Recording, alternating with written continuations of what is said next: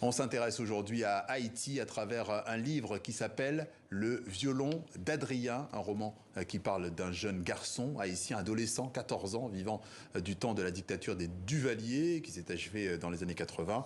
Bonjour Gary Victor. Et bonjour. Vous êtes éditorialiste aussi pour le quotidien Le National. Aparté avant de parler du livre, vous vivez à Port-au-Prince. Vous êtes toujours basé dans le quartier Carrefour-Feuille, c'est ça? Non, pas du tout. Ce quartier a été abandonné et après les attaques des gangs à la fin du mois d'août. Donc, plus de 20 donc vous êtes ailleurs. Personnes ont dû abandonner ce quartier.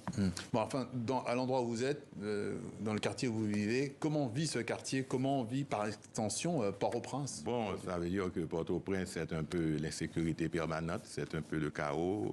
Je suis dans un quartier avec ma mère, ma famille, où on est en sécurité nulle part. On craint toujours une avancée des gangs parce que il n'y a pas de gouvernance, il n'y a pas de volonté étatique de faire face vraiment à cette insécurité. La population est quasiment laissée à elle-même. Vous m'avez corrigé, parce que c'est intéressant, je ne le savais pas, c'est Port-au-Prince, vous avez dit. Hein? Port-au-Prince. Port-au-Prince, voilà, c'est intéressant On dit également Port-au-Prince. Ah d'accord, donc en fait j'étais pas d'accord. La violence sociale, vous l'évoquez effectivement, elle est aussi dans le roman, les ruses liées avec tout ce qui est avec ou contre le pouvoir. C'est une autre Haïti que raconte le livre, c'est celle de la dictature des Duvalier, c'est celle des tontons Macoute, c'est celle des milices gouvernementales de l'époque, mais sur certains aspects, que reste-t-il aujourd'hui de cette époque?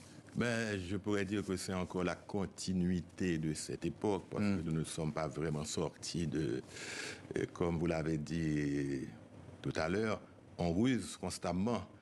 Vous voyez, avec les nouveaux concepts, on parle de démocratie, mais en fait, les mêmes hommes au pouvoir, les mêmes pratiques, on veut garder le pouvoir à tout prix, donc on ruse constamment, et finalement, ça crée cette violence, ça crée ce chaos. La corruption est toujours là. Tu vois, donc on n'a résolu aucune crise finalement depuis le départ des Duvalier.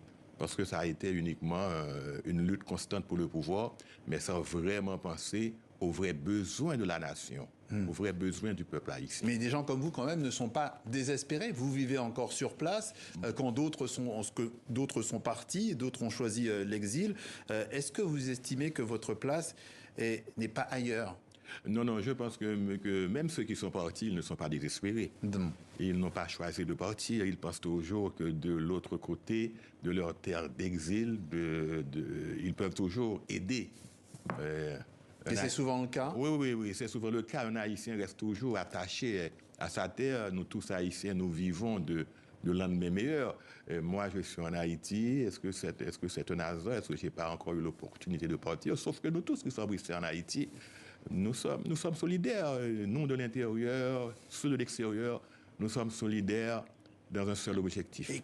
La fin de cette ignominie qui prend pied, qui s'installe dans ce pays, qui gangrène ce pays et qui crée ces situations de vie intolérables. Vous avez décrit une situation qui, effectivement, comme vous le dites, intolérable.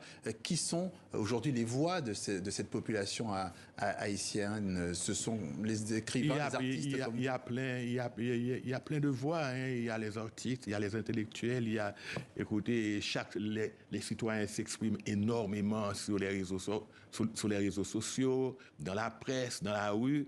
Il y a des manifestations bien sûr que le gouvernement réprime souvent. Ça veut dire qu'il y a une voix unanime à l'intérieur d'Haïti pour dire non, nous ne voulons pas de cette catastrophe, nous ne voulons pas de ce chaos organisé par ce gouvernement et par ses tuteurs étrangers. On revient au livre. Ce roman raconte la quête d'Adrien. Il est pauvre, il rêve d'avoir un violon.